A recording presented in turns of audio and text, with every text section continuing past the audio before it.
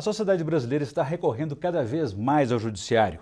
No ano passado foram registradas mais de 25 milhões de ações. Hoje tramitam na justiça 90 milhões de processos. Quais são as razões do excesso de litigiosidade? Quem são os maiores demandantes? E como evitar os abusos? Esses são os principais temas de hoje do Pensamento Jurídico, uma produção da Associação dos Magistrados Mineiros, a AMAGES. Para falar sobre o assunto, nós vamos conversar com o juiz Guilherme Lima Nogueira da Silva, titular da primeira vara civil da comarca de Santa Luzia, na Grande Belo Horizonte.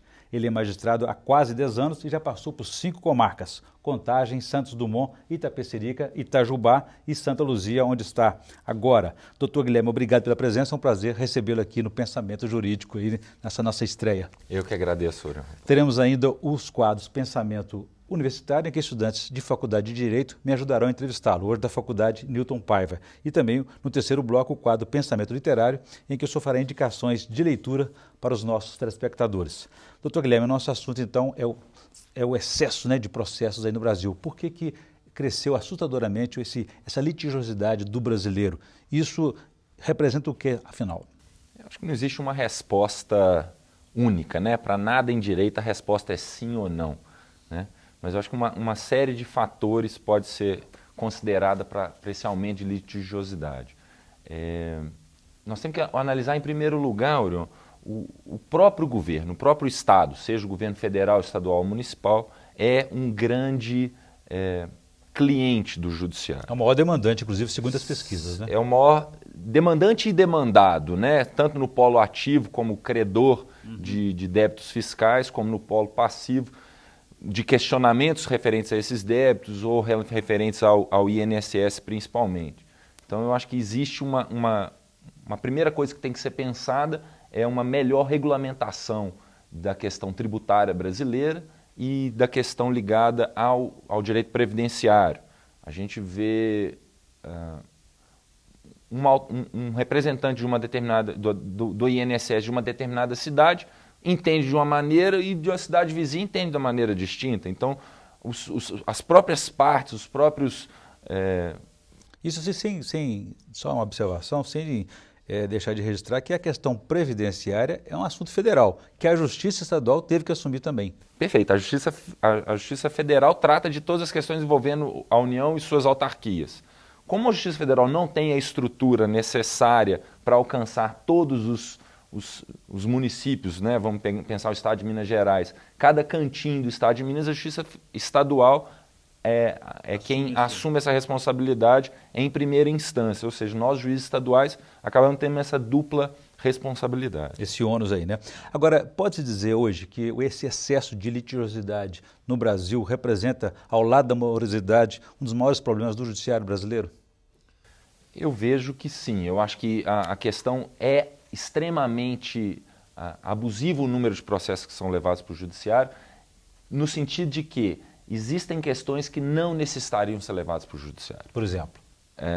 Questões ligadas a bancos, telefonia, várias dessas questões ligadas ao governo federal são processos que o judiciário acaba tendo que resolver e nós não vamos nos furtar a resolver essas situações, mas eu acho que num mundo ideal essas questões poderiam ser resolvidas, seja via regulamentação melhor das agências reguladoras, uma atitude mais proativa, vamos falar da Anatel principalmente. Por exemplo, você citou a questão da Anatel, a questão da telefonia que a gente vê que é realmente é um grande mar vilão, de processos. Exatamente, as operadoras de telefonia, especialmente celulares, né?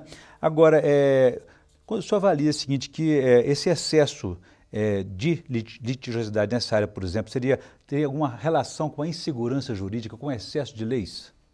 Ou a falta de regulamentação, como o senhor falou? Em muitos casos, sim. Principalmente no que diz respeito à questão tributária e previdenciária, eu enxergo diretamente ligada a um excesso normativo, né? Eu costumo falar que a questão tributária, o governo muda uma lei. Se o judiciário altera de alguma forma aquele entendimento, o governo não vai deixar de arrecadar. O que o governo faz? Aumenta uma alíquota de um outro tributo e cria uma nova discussão jurídica e aquilo ali vai virando uma bola de neve. E seria uma estratégia para poder faturar mais ou transferir uma responsabilidade que deveria ser deles para o judiciário?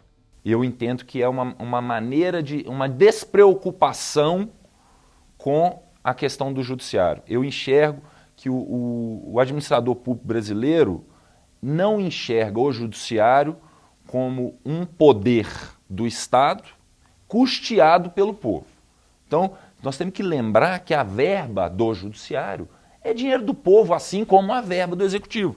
Então, se você está gastando dinheiro do povo para cobrar dinheiro que vai para o cofre público, você está fazendo uma matemática que não vai fechar nunca essa conta. Então, nós temos que tentar melhorar a cobrança de tributos, melhorar a prestação de serviços, melhorar a distribuição de benefícios previdenciários para evitar esse abuso no questionamento, reduzir a demanda e aumentar a produtividade do judiciário para deixar o judiciário atuar verdadeiramente nas questões que são litigiosas, as questões que são do cidadão que teve um problema, alimentos, ou um acidente, ou uma dúvida de um contrato. Ou seja, sem deixar de reconhecer que o princípio constitucional do direito tem que ser reconhecido também das pessoas, do cidadão, que é o Estado Democrático de Direito. Exatamente. Eu acho que o grande problema, ou a busca do judiciário hoje, é o equilíbrio entre o acesso à justiça, que é garantido constitucionalmente e o judiciário não vai se furtar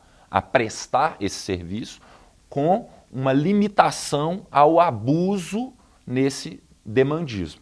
Nós temos que buscar esse equilíbrio. O senhor falou aí da questão da produtividade, eu quero saber mais no bloco seguinte, como que é o desempenho do judiciário nesse caso e como que esse excesso de processos afeta a morosidade. A gente volta em instantes.